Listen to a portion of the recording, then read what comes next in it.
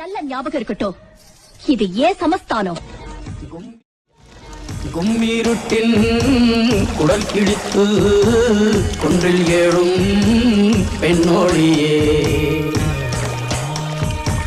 கோபம் கொண்டு பிடித்தால் கொப்பரிக்கும் காளியம்மா.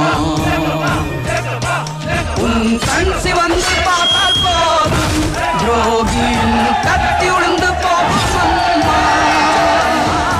ஓவியத்தில் உன்னை பார்த்தால் அதே உன் உள்ளத்தை காட்டும் அம்மா. அனைவரையும் ஆதரிக்கும் தாயாகிய அன்னபூர்ணி நீ அம்மா. அன்புக்கும் பண்புக்கும் தான் நீயோர் அருள் வடிவாகும் அம்மா.